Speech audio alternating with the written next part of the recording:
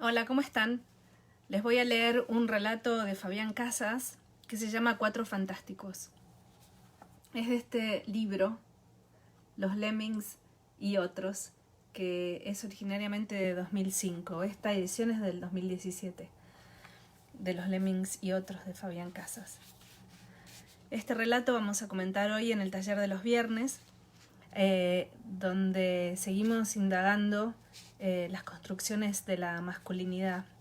Intentamos deconstruir los discursos que contribuyen a esas ideas de masculinidad que heredamos y a veces quedan sin cuestionar porque es lo que nos parece natural, ¿no? Es lo que hacemos naturalmente, es lo que nos transmiten nuestra familia, nuestro entorno.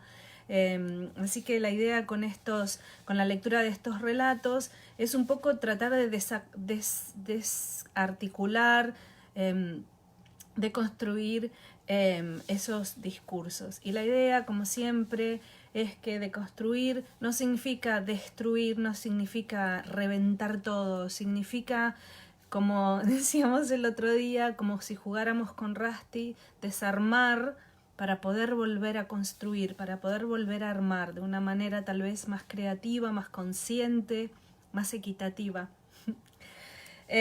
Cuatro Fantásticos, de Fabián Casas. Hubo alguien antes, pero yo no lo conocí. Aunque muchos me dicen que tengo algo de su carácter y de su boca. Esas cosas. A mí no me preocupa parecerme a alguien. Hay tantas caras en el mundo que uno tarde o temprano termina siendo otro. Yo quisiera hablar acá de los que conocí. Ellos dejaron sus huellas en mi vida y pienso que una forma de retribuirles que me hayan pisado es contar quiénes eran, lo que me enseñaron, esas cosas. Para esa época mamá trabajaba en la fábrica de corpiños Peter Pan. Un nombre glorioso. No sé si todavía sigue funcionando. Mamá, por lo que me cuentan todos, era una mujer despampanante, parecía una vedette. Piernas, culo, caderas. Vivíamos en un departamentito del barrio de Once, muy chiquito. Yo pensaba que era como el caño de Hijitus, el dormitorio de mamá, el living donde yo dormía en un sofá cama y una kitchenette empotrada en la pared. Eso era todo. Mamá tenía ropa tirada por todas partes, y cosméticos y revistas que se traía de la peluquería de su amiga. Mi madre era una gran lectora. A veces, cuando ella iba a bailar, yo me quedaba con la peluquera, una paraguaya que me hablaba de sus hijos, quienes decía tenía casi mi misma edad y estaban con su padre en Asunción. Yo no asociaba a Asunción con un lugar físico, más bien me parecía un verbo. En mi memoria, el primero de todos fue Carmelo. Petizo, musculoso, exboxeador. Mamá me lo presentó una noche cuando la pasó a buscar para salir. Yo estaba mirando algo en la tele muy chiquita, diminuta, que la peluquera nos había traído de Ciudad del Este. ¿Ven? Ciudad del Este, sí me pareció un lugar. Carmelo se me acercó y me estrechó la mano. Pensé que me iba a besar, porque yo era un niñín y la gente, por lo general, cuando me conocía, me besaba. Pero él me dio su mano, callosa, grande como un teléfono. Ese gesto me gustó. A partir de aquella noche, Carmelo empezó a venir seguido a casa y cuando pasaba a buscar a mamá se quedaba cada vez más tiempo conmigo, charlando de las hazañas de su época de boxeador. Y un día de campo, a la luz del sol, sucedió una cosa increíble. La piel de Carmelo, al aire libre, tenía el color de la cinta scotch. Quiero que esto quede bien claro. No era como si estuviera recubierto de cinta, como una momia. Tenía el color y la consistencia de la cinta scotch, así que lo bauticé para mis adentros Carmelo Scotch. Debe haberse visto extraordinario, casi desnudo bajo las luces del ring. Cuando empecé a sufrir de los bronquios, mamá me tuvo que llevar a un hospital para que me curaran. Me hacían inhalaciones, me daban pichicata, me decían que tenía que tomar sol. Carmelo se preocupó mucho por mi salud y le dijo a mi mamá que yo tenía que hacer ejercicio, correr, saltar, esas cosas. Entonces se apareció en equipo de gimnasia y me explicó que tenía un plan para volverme un atleta. Extendió sobre la pequeña mesa de fórmica naranja del living un mapa con las etapas de ejercicios que él creía que me iban a cambiar el físico. Empezamos a practicar por las mañanas en el gimnasio donde trabajaba Carmelo. Abdominales, carrera en velocidad, cintura, cinta. Era grandioso. Él se paraba a mi lado mientras yo la sudaba y me gritaba: «¡Vamos, más fuerte! ¡Téngale bronca al cuerpo! ¡Bronca, bronca!». Después nos duchábamos juntos. Una vez me contó, mientras nos secábamos, que la alegría más grande de su vida la tuvo cuando le tocó pelear como semifondo de Nicolino Loche. No sabes lo que era pisar el ring del Luna repleto. Solamente vos iluminado y todos mirándote, las lucecitas rojas de los puchos en la negrura de las tribunas. Fue empate.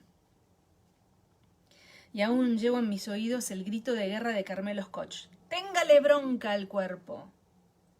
Una tarde, mamá me dijo que lo había dado de baja. Tuvo que pasar una semana de hostigamiento para que me dijera por qué. Le había levantado la mano. Mamá era inflexible. Y para elegir a sus novios una verdadera renacentista.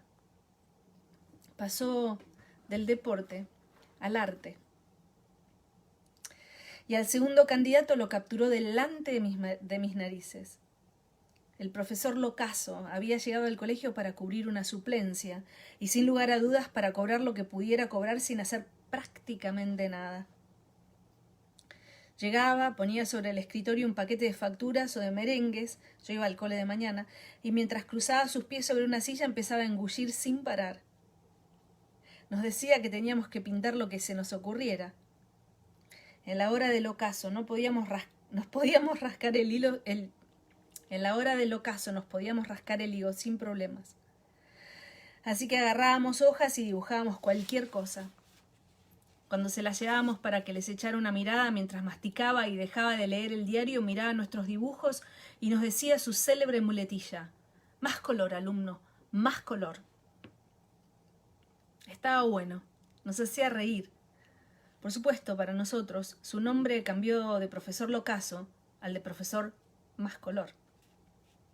E imagínense mi sorpresa la noche en que lo vi sin su guardapolvo, con un traje oscuro que le quedaba un poco grande y con una botella de vino en la mano en el umbral de la puerta de mi casa.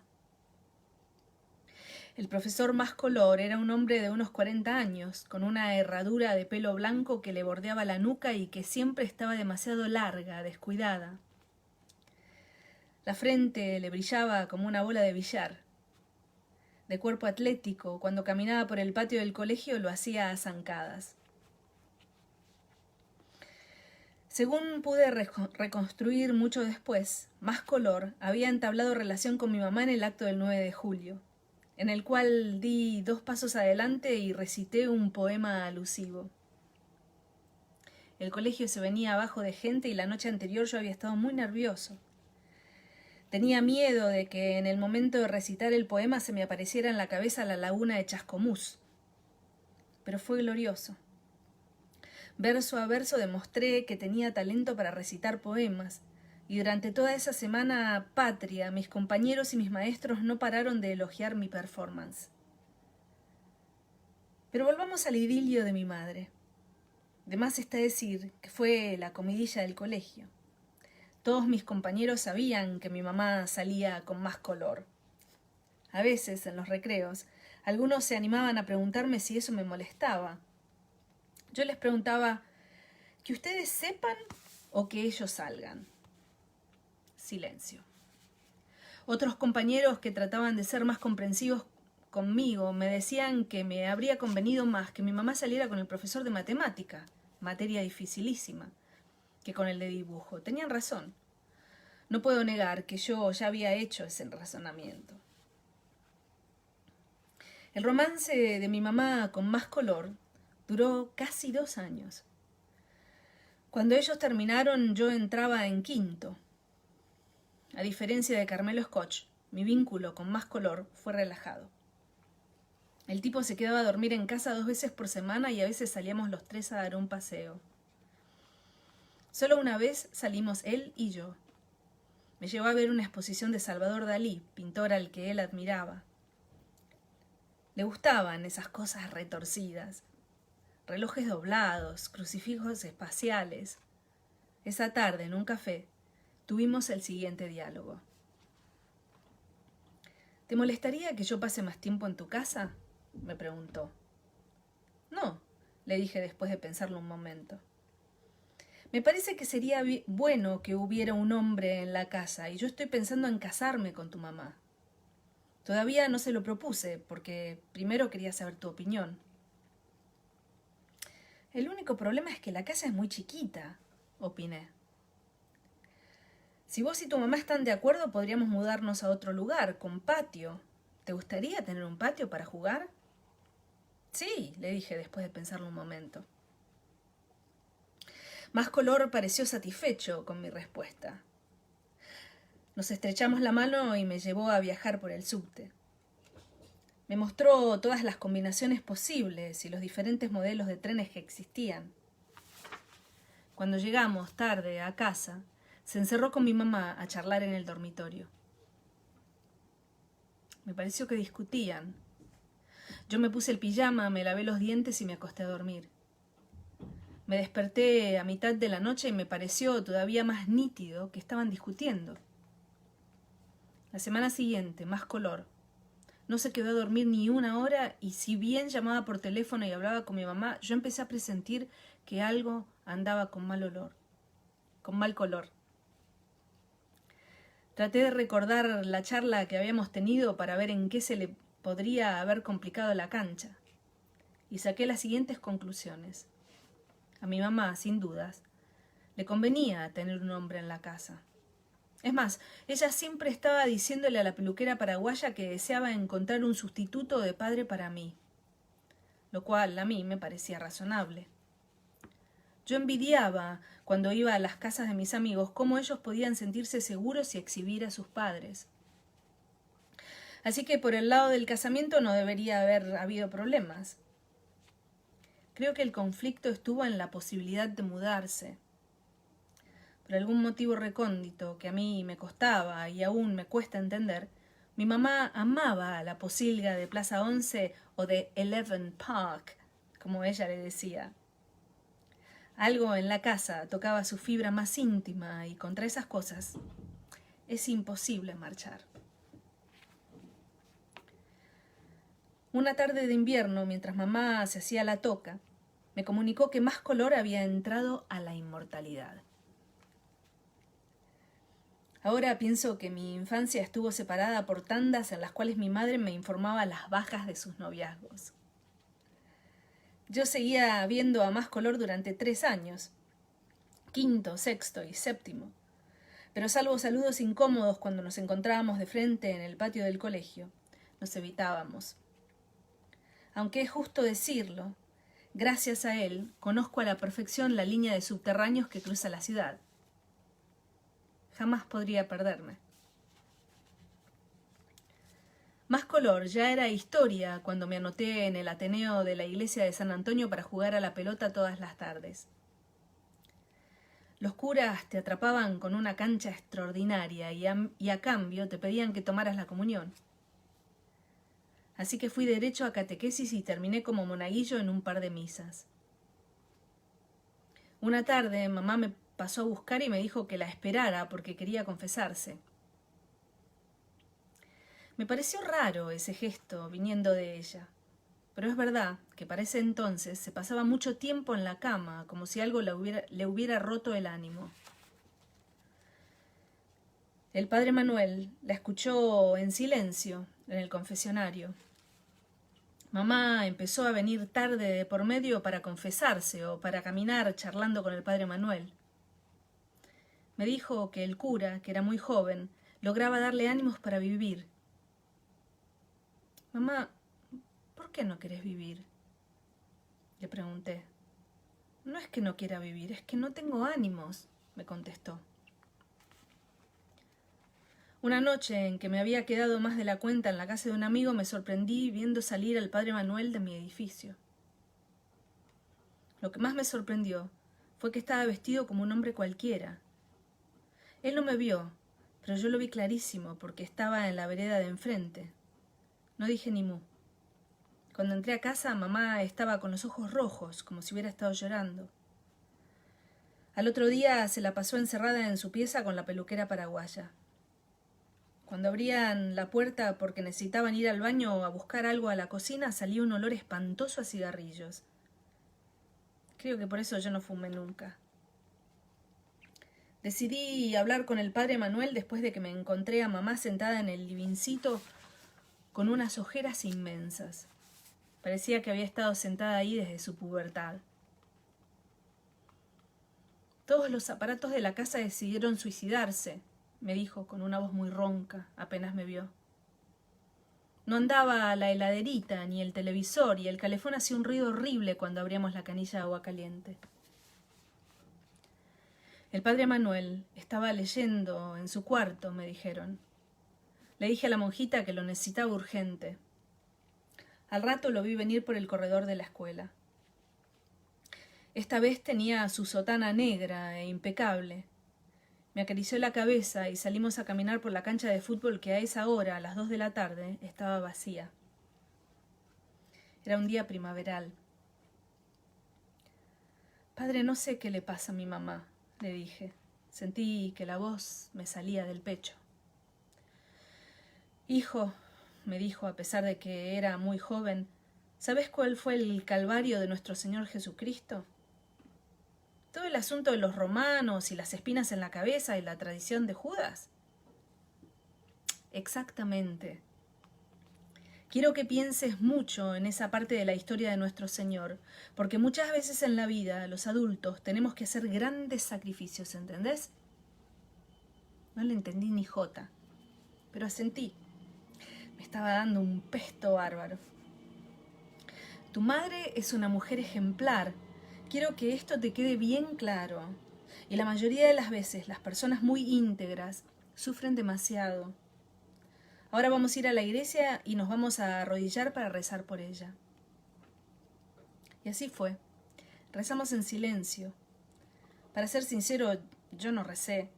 Mi cabeza saltaba de una imagen a otra como si fuera un videojuego. Lo veía al padre Manuel con sotana, después lo veía en ropa sport, como lo vi cuando salía de mi edificio, después me lo imaginaba en calzoncillos, después jugando al fútbol, y al final me dio la mano y me dijo que me fuera tranquilo, que el Señor sabe lo que hace. Lo cierto es que mamá no volvió a la iglesia y a los pocos meses lo trasladaron al padre Manuel a un convento de Córdoba. El Señor no se equivocaba, porque mamá empezó a andar mejor y finalmente salió de esa melancolía en la que estaba hundida. Arreglamos el televisor, arreglamos la heladerita y sacamos el calefón y pusimos un termotanque. Pasó casi toda mi secundaria sin que mamá trajera otro novio a casa. Y justo cuando me estaba preparando para entrar en la universidad, llegó el último y quizás el más importante para mí. Se llamaba Rolando. Trabajaba poniendo antenas en las alturas y fue clave porque él me habló por primera vez de mi padre, porque él estaba obsesionado con el tipo que fue mi padre. Mamá lo conoció en un grupo que se reunía los domingos en el Hospital Pena. Era un grupo de ayuda psicológica para poder superar la tristeza de los domingos. No era que mi mamá se pusiera mala los domingos, fue acompañando a la peluquera paraguaya que los domingos a eso de las 7 invariablemente se quería matar. Rolando estaba yendo porque era de un equipo de fútbol que se había ido a la B y por eso sufría los domingos sin partidos. Según mamá, fue un flechazo fulminante. Rolando tenía rulos, un corte tipo príncipe valiente y la voz ronca. Me cayó bien enseguida. Y más cuando me enteré de que se la pasaba en los techos de los edificios, arreglando y poniendo antenas. Me encanta la gente que se cuelga de los techos. Me encanta saltar por los techos de las casas. Así que rápidamente, yo tenía 17 años, me le pegué como acompañante en su trabajo. Era superior. En el verano subíamos a las cimas con una heladerita de telgopor donde poníamos 6 latitas de cerveza. A veces, si no habíamos comido, nos llevábamos en un tupper queso y dulce. Después de arreglar las antenas nos sentábamos, como él decía, a chamullar. Rolando estaba obsesionado con la vida que llevaban algunas personas. Fíjate esos tipos que andan por el mundo jugando en el equipo que les hace de sparring a los Globetrotters. Eso es espantoso. Recorrer el mundo poniendo la cara para que esos negros guachopijas te hagan hacer el ridículo. Hay destinos espantosos, ¿no? Y siempre, después de las cervezas, me hablaba de mi viejo. Yo no sé cómo tu mamá le pudo creer a ese imbécil todo lo que le decía. Vos sabés que tu viejo andaba metido en la guerrilla y que prefirió eso a tener una familia, a cuidarte a vos, verte crecer. Y tu mamá lo creía un tipo grosso, inteligente. ¿En serio nunca viste ni una foto suya? Una tarde, mientras veíamos caer el sol desde los techos de un edificio altísimo, me dijo: «Vos sabés que yo ahora te quiero mucho». «Sí, lo sé», le dije, y sentí que se me ponía la piel de gallina. «Pero antes no podía ni verte, porque pensaba que eras un polvo de tu viejo hecho carne». No le contesté nada, porque me quedé pensando en su expresión, y me acordé de cuando el padre Manuel decía que Cristo era Dios hecho carne. Rolando se bajó todas las cervezas y al rato dijo: «A esta hora en Italia la llaman el pomeriggio. ¿Sabés por qué?» No dije ni mu, porque pomeriggio significa tomate. ¿Ves el color que tiene el cielo? ¡Qué capo!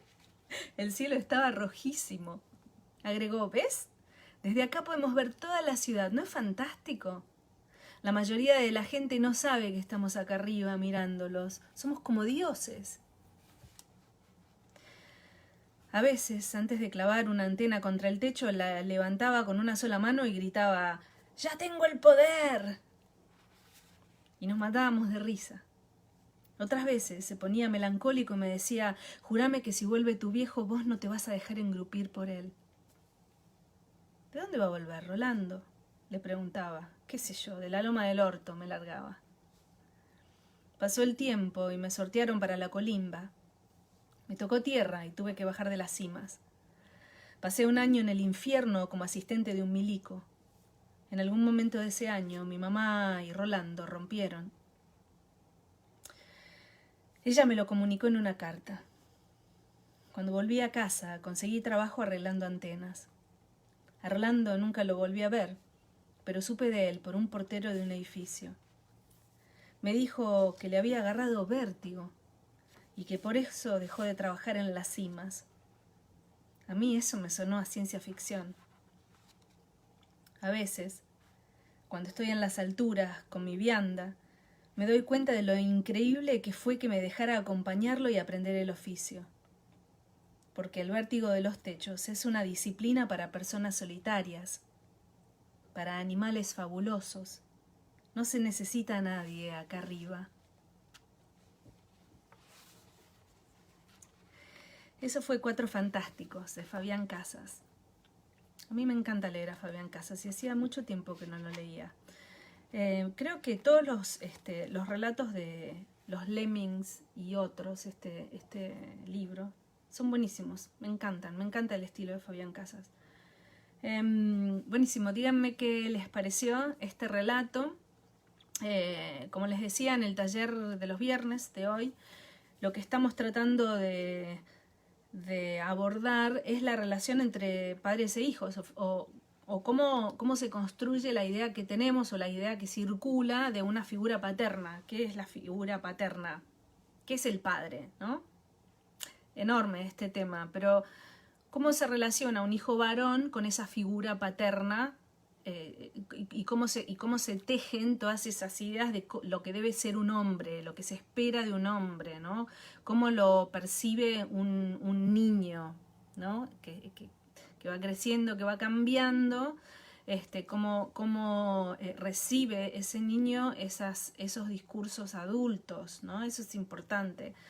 Este relato lo vamos a comentar con otro relato que se llama Un arma en la casa, que es de Mariano Quirós. A ver si tengo tiempo, se los leo en un ratito. Gracias por escucharme y hasta la próxima.